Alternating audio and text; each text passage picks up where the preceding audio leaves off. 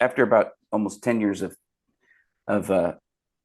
thinking deeply about the subject, I wound up seeing something which also clutters things up for me. Jeremy Corbell and I actually witnessed a UFO out in an orange grove while walking his dog. And it was so clear and beautiful. I said to Jeremy out loud, I said, tonight would be a great night to see something. And like, not just maybe a minute later, Jeremy goes, Dave, turn around. And I turned around, and out where I was watching the commercial air traffic, there's suddenly this orange, glowing, like throbbing orange light, about 10 times larger than any other light that's over there. And so many people I know, smart people who read the New York Times, and the Sunday Times is one of the most read newspapers in the world. Not only did they not read the article, they weren't consciously aware that they had seen the article. That their conditioning against paying attention to UFOs was so intense that I could sort of go, oh, okay, something crashed at Roswell, but I don't know. I don't think they found a whole bunch of bodies. And now it's like, well, it seems like they did. The following is my conversation with Dave Foley. Dave is a Canadian-American actor, stand-up comedian, director, producer, and writer. Dave rose to fame with the comedy group Kids in the Hall, which ran in the late 80s to mid-90s, and NewsRadio, as well as major film and TV work since. Dave has had a broad career in TV and film. His most recent TV appearance was in season 5 of Fargo, which is one of my absolute favourites, where he plays Danish Graves. The show received critical acclaim as well as 3 Golden Globe nominations. Dave has been deep into the subject of UFOs, hosting his own UFO podcast and appearing on many others discussing the subject. In this conversation, we discuss Dave's own interest in the subject, government transparency, disclosure, Congress, the UAP Disclosure Act, and his sighting whilst out walking with Jeremy Corbell, his friend. I even got to geek out talking about his latest role in Fargo. Dave is an awesome champion for the subject of UAP transparency and an all-round nice guy, and it was a genuine pleasure to talk to him. So, the following is my conversation with Dave Foley.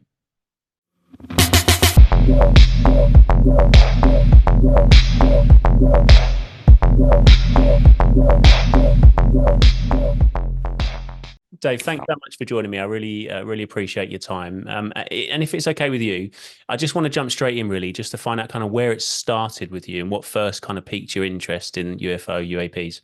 Sure. Well, I guess I credit where credit's due. Probably the first spark was an Englishman named Jerry Anderson. Oh. And a television show in 1971, I think it was, called UFO. I don't know if Jerry, he's the guy who made the Thunderbirds Are Ghosts, all the marionette shows. Right. Yeah. And then he also made Space 1999 with what's his name, with Bela Lugosi, Martin Landau. Okay. And so he was, but UFO was his first live action series. I actually started watching them again recently. They're fun to watch. It's set in the far future of 1983. And the cars all have gull-wing doors. It's very futuristic. But somehow still really kind of pockmarked, unattractive middle-aged men are considered sexy. Of course. I look forward to that future. Fingers crossed. Now, yeah. So that was the first time I ever heard the term UFO. And, that was a show about defending the Earth against UFOs. And then sort of through life, it was, kind of something I was aware of. And as I got older, took it more seriously at times, and then would sort of put it on the back burner, not really think about it. Thought about it pretty seriously back in '97 after the Phoenix Lights incident, which is back when I was making a show called NewsRadio at the time. And one of my co-stars was Joe Rogan. So he and I would discuss UFOs back in those days. And then again, I just sort of drifted away from the topic for a long time. And then I guess 10 or 11 years ago, I saw James Fox. Yeah. James Fox's first documentary, Out of the Blue, and it had, Peter Coyote narrating it, which made it seem more serious. And it was like it was the first UFO documentary that I saw that felt sort of journalistic and like a serious documentary, and it was also my first exposure to a lot of the real history, like really looking at the history of UFOs and seeing the interviews with really credible witnesses, people in the military, people in government, people, fighter pilots and and commercial pilots from all around the world. So that got me, and after watching that documentary, I went, wow. As someone who likes to think of himself as smart, I have to really start paying attention to this, because this means UFOs are real and serious, and should be treated seriously. And so I started, looking for other sources that seemed not hysterical. Found some podcasts like people like Martin Willis and the Brian Sprague and I'm blanking on names. Ryan Sprague is Somewhere in the Skies, and Mexican American does a great podcast, and I'm blanking on his name. I'm sure you know him, but I'm just blanking on the name. Yeah, He I runs. think but I'm Yeah, blanking as well now. yeah, he runs the UFO Congress. That's terrible. Alejandro Rojas. Thank you, Alejandro Rojas. Thank you, feeble brain. But so watching his podcast, and then found Leslie Kane's book about UFOs, and all of it kept adding to the seriousness of it to me. And and then of course, this is all before 2017 when the New York Times article came out, and that kind of cemented it as going. All right, yeah, okay, this is all pretty much definitively real at this point. So now the thing that really got me curious was I realized just how incredibly effective social conditioning is. And I always knew we were shaped by messaging and advertising and sort of peer pressure. But to find out just how effective it was so stark when the New York Times article came out, front page of the Sunday Times. And so many people I know, smart people who read the New York Times, and the Sunday Times is one of the most read newspapers in the world. Not only did they not read the article, they weren't consciously aware that they had seen the article. That their conditioning against paying attention to UFOs was so intense that when I told them about the article, they went, "When was this?" And I explained to them, "Well, this issue of the Sunday Times." "Oh, I read that paper." "Yeah, no, I didn't see that." And I was going, "Well, that's impossible." So I realized, yeah, the conditioning, and it reminded me of, I had a friend who was in a cult when I was in high school. And I remember seeing the results of conditioning on him, that when you started to question his cult, if you questioned anything about what they believed, his head would just go. Yeah. And he would be out for minutes. You had to just be quiet until he came back up again, and not ask him any more questions. And that's kind of what the population's response to the 2017 article reminded me of. So that's a rather long-winded It's good to hear. explanation. I mean, Yeah. there's so many new people, and I think we've got kind of new generations of people coming into the subject now that perhaps didn't have an interest in it before, and I'm kind of interested in your take. If somebody is new to this subject and they're just starting to see things that are coming out, David Grush and some of the things that have come out of Congress since, and some of the congressional hearings, some of the Congress people who are talking about it quite openly. Where do you think? I mean, you're deep in the subject now, and I've seen you talking, to Joe Rogan about the subject. I know you've got your own podcast where you discuss the subject, and you're deep into it now. Where do you think somebody that's kind of just starting and wanting to kind of where to start? What would be a good case or a good place to start looking, do you think? Well, I think I would say you are a good person to seek out, and the way you're presenting the especially the way you are curating your Instagram feed and your podcast. I think that's a good right there's a good start. And if you want to get sort of a good overview, I think James Fox's The Phenomenon is a great first resource, I think. It gives a very wide view, and it's pretty hard to dismiss the people that are talking in it, and it's hard to dismiss the the data that's in the film.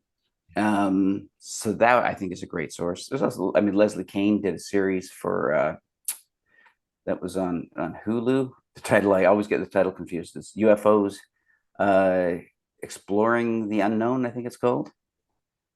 But like she did produced a 5-part documentary for them, which is great. Also, just great wealth of information.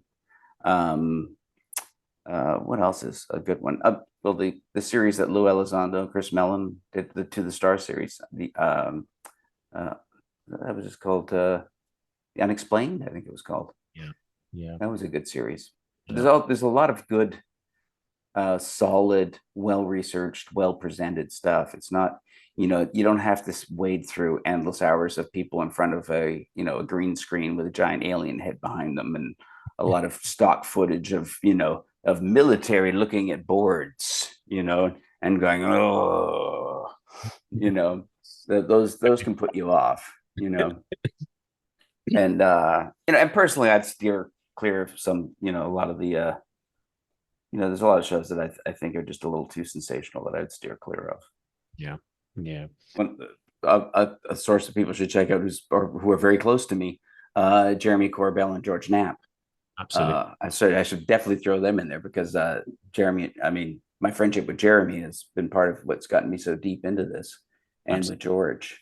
Yeah. But yeah, they're a great source, and George, going back to 1987, has been a great voice in this subject. He's sort of royalty, isn't he, in ufology? Yeah. And Yes. certainly with Corbell, some of the, getting some of the videos released has brought us significantly further forwards than we were before. And, he's doing very well getting the scoops, isn't he? From Yes. Yeah. And it's that's the thing is, there's all the the paranoid people on UFO Twitter who don't understand that he's getting all this because he's been cultivating sources for over 10 years. And a lot of the video that he releases, he vets for, he and George will vet videos that come into them for years and years and years before they'll release it. And they also make sure they go to great lengths to protect anyone who might be harmed by releasing any videos. So it's that, those people that keep shouting, what, just put everything out there, you grifter. And it's everything that you have, every source, just tell us now. And burn everybody. Coming to again, Yeah, no one will talk to you again. People will go to prison. Yeah, you'll probably go to prison, but isn't it worth it to make some loudmouth strangers on Twitter happy? Who are too impatient to actually learn how how things are structured. There are laws that you have to worry about. So yeah, it's so those guys have done an amazing. I mean, like the jellyfish UFO that came out recently that Jeremy and George put out. Jeremy showed that to me 3 years ago. Really? And I remember looking at that over and over and over again, and I kept going, this is, my brain just kept saying this has to be fake. But then we kept watching it and going, it's not. And then, and Jeremy was explaining, the sources he had, the witnesses he had, backing it up and corroborating what we were looking at, and and what the equipment was that captured it, and you watch it over and over again. You go, no, that's so it's it's the most likely truth about that clip is it's real, and unexplainable. Unless of course you're Sean Kirkpatrick, then it's easily explainable. Yeah. It's a seagull or a balloon. Yeah, it's a seagull, it's a balloon, it's a mass hysteria. It's religious. It's a religious. People are just having a religious moment. People just want to believe that the things they're looking at are actually in front of them. So, I guess that's it's. And this is an amazing time. I mean, don't you think? I mean, I don't think there's ever been the wealth of public-facing evidence that we have right now, or the resources or the quality of people that have come forward and public figures that have come out and just said enough is enough. Yeah. And I know that, and again, I know there's a lot of skepticism about almost every single one of them. But I do think that people like Lou Elizondo are doing something quite heroic, and I don't have that paranoia that says anyone who ever was involved with intelligence can't be trusted. I think a lot of them maybe, they may be the only people we can trust at this point. Yeah. Absolutely. I mean, who else is going to be in a position to know that information? So if we don't trust somebody from within that, Yeah. there is nobody else, because you have to have first been in that kind of community to have that credible information. Yeah. To have that access and to know what to do with it, and to know how it's being stymied, so you have somebody like Lou Elizondo, who not only has firsthand knowledge of what was going on for a long time, but he also has the expertise of an intelligence officer, of knowing how to navigate the system and how to do it without he himself going to jail or anyone he knows going to jail. So what do you make of the sort of shift and the change? As I was saying, the sort of disclosure here in way back when all of these people came forward, very credible people came forward, and kind of dead silence. And now we're in a position where things are kind of heating up, and it is slowly kind of petering out to the media companies, and it's big now in a way that it wasn't back then. And I wonder, do you get a kind of take on why that is, or how that's happened? I think part might be generational. You know, I mean, it might seem a little odd to young people to refer to people like Lou Elizondo and Chris Mellon as younger generation, but compared to the people who have had the controlling power for the past 80 years, those are young people, and they are people who didn't grow up, really didn't really grow up in the Cold War. They grew up post Cold War, like myself. They're all, they're all my age or younger, and so so they have a different mindset, and they've also grown up post Watergate and post Pentagon Papers, and and have a different view about what the public should have a right to know. And I think, and I also, based on what people who have gotten inside some of these programs, it seems like that's the mood that's going on in these recovery and reverse engineering programs. There's a lot of people in there who just feel like the things they're seeing, the things they're working on, don't belong to the companies that are controlling it or the secret government organizations that are controlling it. That these things, and I think it's a matter of conscience for a lot of the people that are coming forward with this information, and it helps a hell of a lot that a handful of people like Lou and Chris Mellon got information out to political leaders, which led to the creation of the UAP task force, which led to legislation that protects whistleblowers. And then once you had that, then suddenly there's a lane for someone like David Grush to come forward. Before that, whistleblower protection legislation was passed, there was no lane. There was, the risks were just too high. But at least this way, the risks are still, there's still risks, career risks, and even personal safety risks in coming forward with these things, because laws have been violated to keep these secrets, and laws will be violated to keep them, but at least there is a possibility of being protected. And at least if you're public enough, maybe your life and your family's lives are safe. And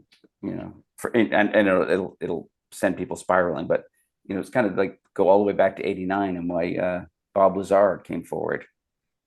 I mean, you believe or don't believe him, but the reason that he went from being incognito into being public was he was afraid for his life. Yeah. So it's the safest place to be out in the public, isn't it? Yeah. Yes, it is. Yeah. Yeah.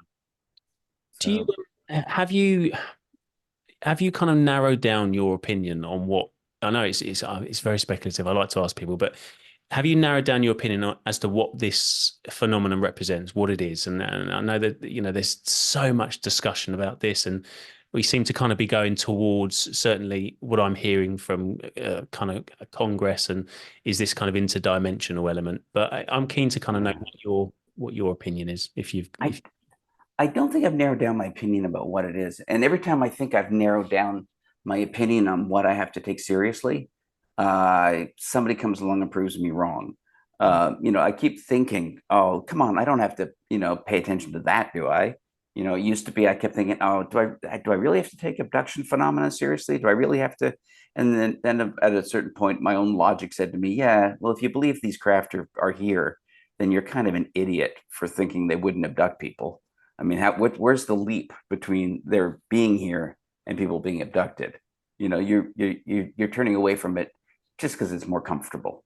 yeah And for a long time, I couldn't quite get myself to focus on the notion that our government has craft and biologics, and that I could sort of go, oh, okay, something crashed at Roswell, but I don't know, I don't think they found a whole bunch of bodies. And now it's like, well, it seems like they did, and it is frustrating to get even those bloody Peruvian mummies, you know when they came out of the box, I went, oh, Jaime, why are you doing this? This is terrible. And then people start sending me some of the data from the studies that have been done on these stupid looking things, and the data seems to be saying that they're real. So I was going, I don't want to pay attention to that. That looks crazy. But it's like every time I think I can narrow the aperture, somebody comes in and widens it on me.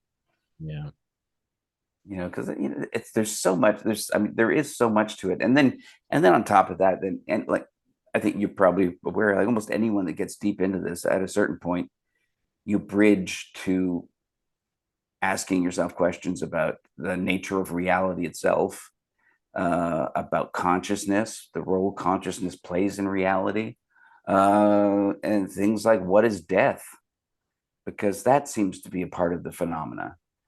That there seems to be some overlap between the dead and UFOs. And again, once you stop turning a blind eye to some really seemingly crazy realities that have a lot of fairly strong evidence and pretty credible witnesses, then you all your comfort goes out the window, and all of your sort of smug dismissals become reckless. And that's kind of where I'm sitting right now. But I have no idea what they are.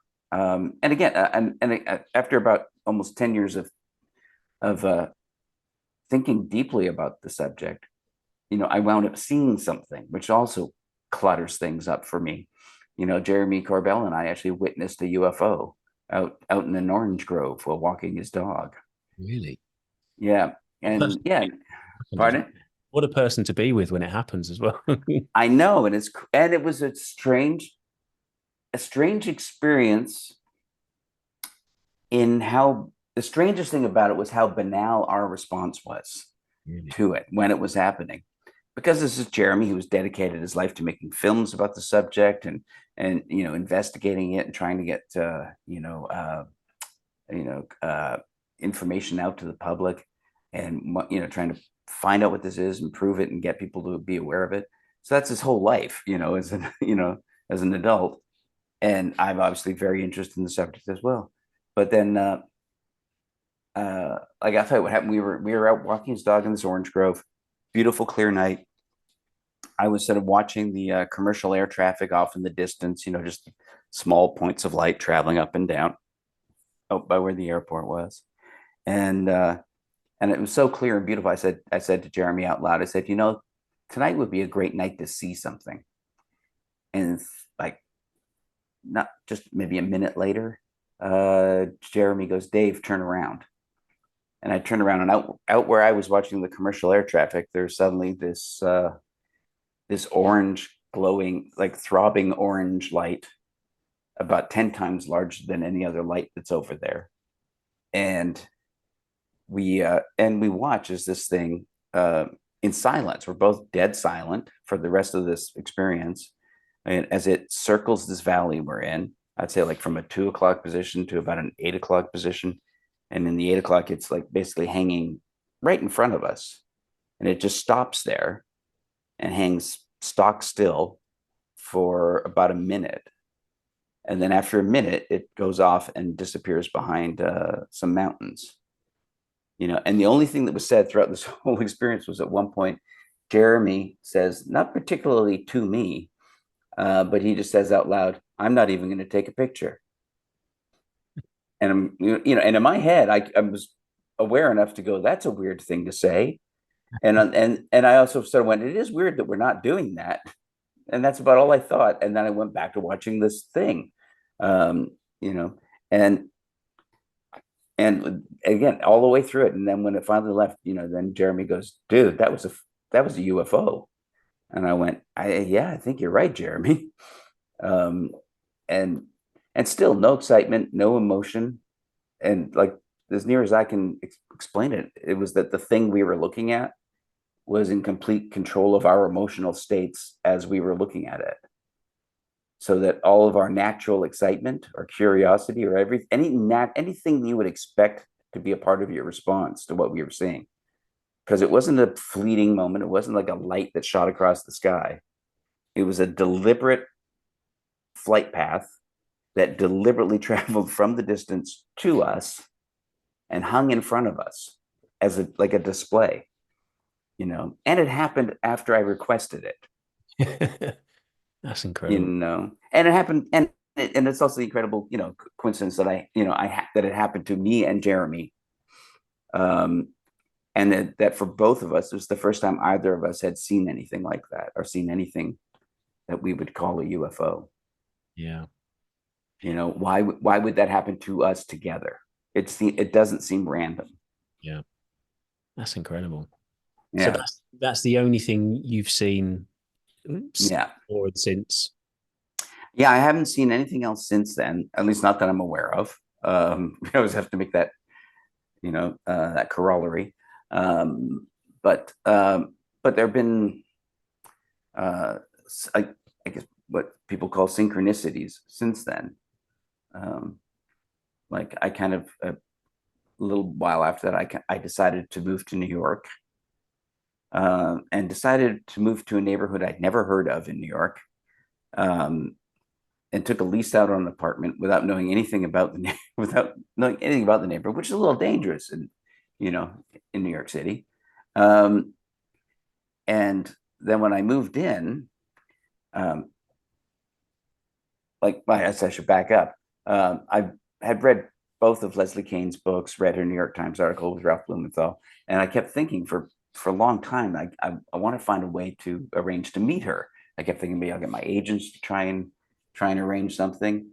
And it was something that was on my mind a lot. I wanted to meet her and talk about the books that she had written. And so I move into this apartment in a neighborhood I'd never heard of. I go for a walk right after I move in, go to the park across the street, which is, walk up, looks like a rise up about 300 feet, rise up this walkway up to where the park is. And as soon as I get there, I see this woman and I go, "She looks a lot like Leslie Kane." And I thought, that's crazy. And I kept walking. And about 45 minutes later, I'm circling back the other way through the park. And I go, "That's Leslie Kane. She's coming towards me again." And so this time I went up to her and introduced myself. And she said she was Leslie Kane. And we started talking. She had no idea who I was, but I, sort of tried to say, you don't need to be worried about me. I'm friends with these people. And, I'm friends with Jeremy Corbell and George Knapp. And, and I'm serious about this topic. I'm not here. I was so worried that she would think I was just some creep in the park trying to harass her. And so we've become friends since then. And, and I've attended their experiencer talk that they had recently out in New York, where like Alex Dietrich was there, and Peter Skafish, and just a great, like an amazing list of speakers were there. And through all of this, it's started up this podcast after meeting with Leslie to tell her, wound up, got to go to the Soul Foundation. So all of these things, got to meet a whole group of experiencers through Jay King in New York, who runs the experiencer group there. And so I've met all these amazing people, and all because I decided to move to a place I'd never heard of. Yeah. And I just happened to make me Leslie Kane's neighbor. She lives like a 10-minute walk away from me. Yeah, there's something in that. Yeah, yeah. And more, I'm finding that when I reach out, there'll be people that I'll sort of reach out to and start talking to, and just find out of the blue that they have experiences, or they're very interested in the subject. So it's just just a lot of like just weird opportunities that presented themselves since seeing the craft that we saw together. Yeah, fascinating. Yeah. Do you think that we'll get disclosure from the government? I mean, I know that for a lot of people ask this question, and I know what I saw. I don't kind of need official disclosure from the government, from the president or whatever. But do you think that we're likely to get it? Well, I think we will. I'm not as pessimistic as many. I think what we're looking at is part of the government battling other parts of the government to give us that disclosure. So, people who think, oh, you can't, the government, you can't trust the government will never tell us what's going on. I'm going, well, look at what Chuck Schumer is doing with Mike Rounds. Look what Kristen Gillibrand wrote with Marco Rubio. These are people who politically can't stand each other, and they're working side by side. There was just, Mike Rounds and Chuck Schumer were just on the floor of the Senate, basically bemoaning how the Disclosure Act was gutted, and how wrong it is that the public are being kept in the dark about non-human intelligences. This is coming from Chuck Schumer, not a firebrand in the political world, one of the most sort of stable and stalwart and boring politicians in the world, and this boring politician who has never, who doesn't take huge risks. That's how he managed to be the leader of the majority in the Senate. Is suddenly coming out and just flat out saying things that would have ended his career just a few years ago. I mean, if he had written the Disclosure Act, 5 years ago, his life in politics would be over. Was it Dennis Kucinich years ago, running for the Democratic nomination for president, was asked about a UFO sighting in one of the debates. His campaign ended that minute. Yeah. Just for being asked about it. He didn't bring it up. He wasn't going on about it. But someone said, "You're on the record as having seen a UFO." And he said, "Yes, I saw something." He described it briefly, and he said, "And I do not know what it was." End of career. Because he became a UFO nut. Yeah. Not because he was campaigning for UFO disclosure, not because he was out there, on the circuit giving speeches about UFOs. Just that he acknowledged that he had seen one, ended his career. He had a career, but his aspirations to run for president evaporated the minute it became a discussion at the debate. And that's not long ago. So I think when we move from that to what Chuck Schumer is doing, and Mike Rounds, give him full credit too, just because I'm a commie, doesn't mean we shouldn't acknowledge my grounds. Um, and yeah, and again, like Marco Rubio, who I do not like anything about his politics, but I like everything he's saying about UFOs, and he's saying it with you know, pretty far right, pretty far left Democrats, Yeah. and they're passing unanimous legislation, in a time when no bipartisan legislation gets written. They're passing unanimous bipartisan legislation on only one subject, and that is UFOs. Yeah. I mean, that's amazing. It It's is. incredible. Even from over here in the UK, to see this bipartisan, just everybody agreeing on something, especially Yeah. with sort of polarizing American politics from an outsider looking in, to see this, just all of these people that would otherwise just hate each other, certainly hate each other's politics, just all completely agreeing on the same thing. Mm. It's incredible to see. And yeah, Yeah. And they're agreeing because of what they've been shown. yeah, That's the thing, is they've been shown stuff that none of us have seen.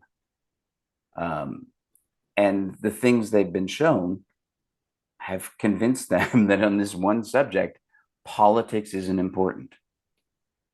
yeah, And that there's an issue that is more important than, than even this presidential race that's coming up. I mean, the fact that Schumer put this legislation out in an upcoming election year, as I said, something that not long ago would just be absolute career suicide. And he did it in an election year at a time when the Democratic Party, to my mind, quite rightly, is terrified that we're going to have another Trump administration, and what that'll do to the country and to the world. But still, we're still willing to take the risk on that legislation. yeah, And again, the conditioning is so amazing that still most people don't care. Most news outlets are not reporting on it. Um, you know, uh, it's it's not getting, it's certainly, it's just really not getting anything like the appropriate amount of coverage. I think News Nation is pretty much the only people covering it. yeah.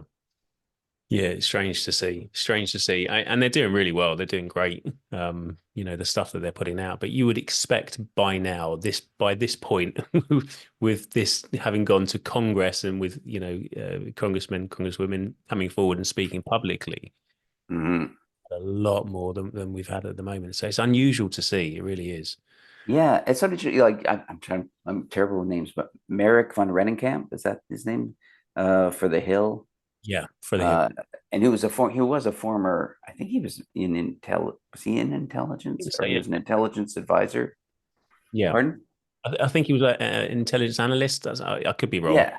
Yeah, but he had a pretty, significant role in intelligence in the American government.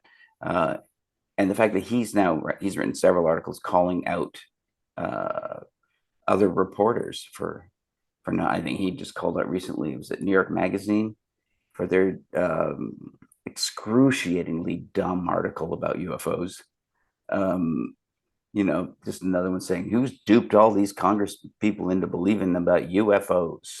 Yeah. You know, and who's this nut Avi Loeb? It's like, which again amazed me that like Avi Loeb, incredibly accomplished scientist, a guy who's published, like, I don't know, hundreds of papers, a guy who rose through the academic ranks to become the head of Harvard astronomy. I don't know if you've heard of Harvard. It's it's a big school. It's a Yeah. big, it's got a nice campus, some free parking. Um, and so he's the head of Harvard astronomy, but because he's taking, UFOs or UAP seriously, suddenly he's just some nut.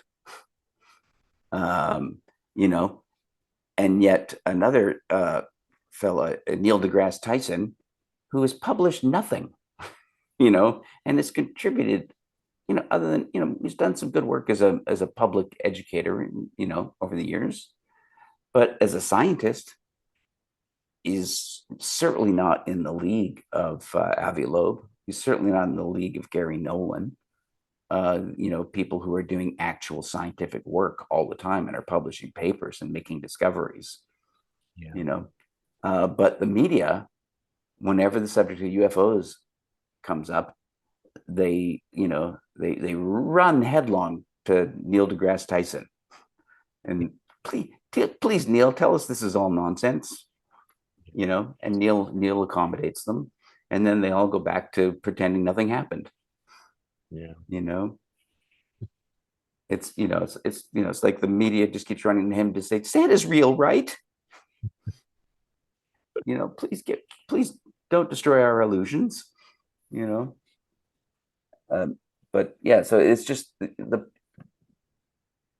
power of this one issue to just cloud people's minds. I mean, the fact that any other issue, any other subject in the world, if someone with the credentials of Avi Loeb decided to take it seriously and other people hadn't yet, the response would be, well, if Avi Loeb, who has accomplished all these things in his field, is interested in this subject, well, we should probably all take a look at it. All his peers would probably go, well, let's see what Avi's up to, and see if maybe we can find another lane to take on this and try to complement his whatever he's doing. That's the way it usually works, or even it's well, I better get on this. God, we don't want Avi to make all the discoveries because I need to get tenure and I need to get funding. So I don't want him to be alone in making this discovery. That's how it usually works. But if it's UFOs, it's Avi, he's a nut. He never did anything. It's not you dismiss their entire history and all their accomplishments, and you ridicule them, even though the ridicule is in itself ridiculous, because how does the hacky writer at New York Magazine explain the fact that Avi Loeb rising to important positions within academia and being cited so often in papers? How do you explain that? He's not a nut. I think he's a little conservative on the subject, but he's not a nut. Yeah, and how do you? I mean, it's science, isn't it? It's easy to it's easy to disregard or ignore or kind of rubbish an opinion on something. But when somebody's talking about something from a scientific perspective and data, it's really unless you're providing different scientific evidence or data to say, well, this isn't right because of this, and it's kind of an academic response. If you can't do that, then you kind of need to shut up a little bit. It's kind of Yeah. if they're doing the work and they're looking at it from a scientific perspective and they've got the credentials to, to kind of stand that up, you've got to take it seriously. Yeah. Avi Loeb has never said anything that wasn't predicated by data that he has sought, that he has, that he has sought and analyzed and thought about. Same with Gary Nolan. He's not saying anything, or even, now you got Michio Kaku is saying that the ball is now in academia's court to prove it isn't real. He said there's enough evidence now that there's no doubt. So who are these people who refuse to look at the data? Yeah. I mean, who are they? Dave, I'm conscious of your time and really appreciative. I'd kick Oh, good. I'm not. Oh, I'd kick myself if I didn't ask, really. I'm a massive fan of Fargo, even back in, was it 90?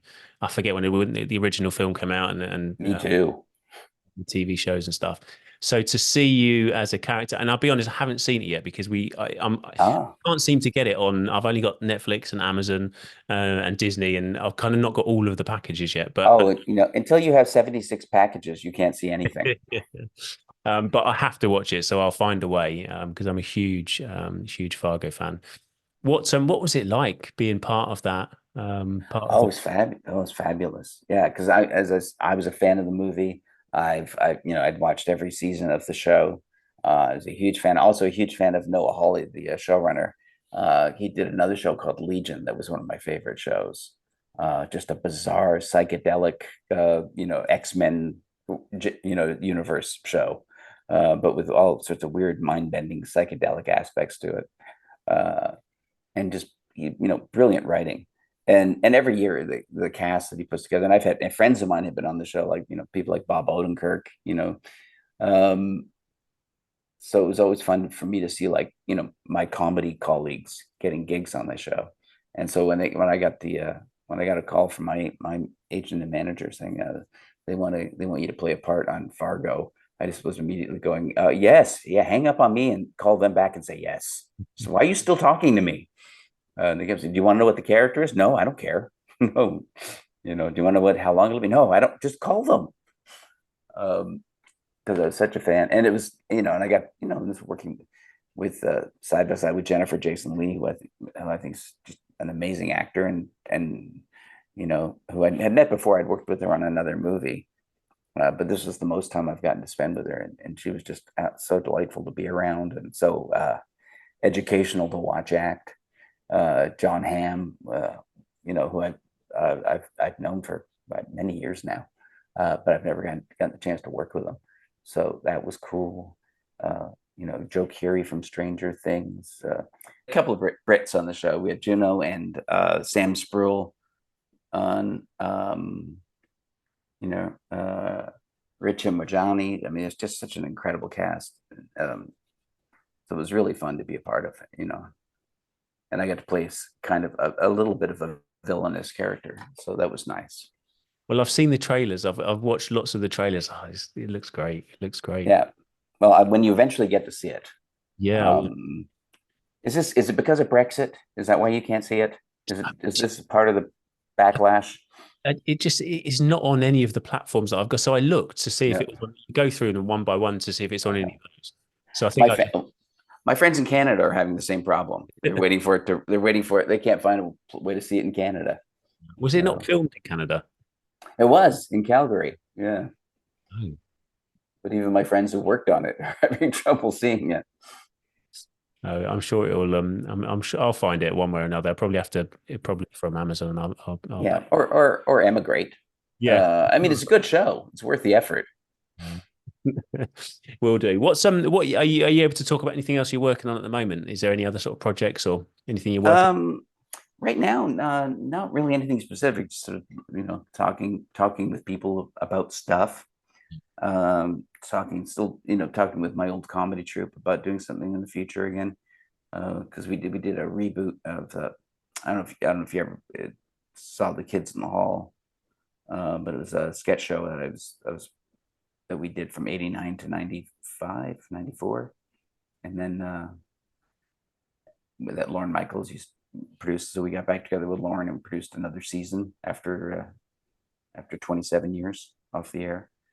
So we're talking about doing some other stuff. We were just all together up at Comedy Festival in San Francisco. Awesome.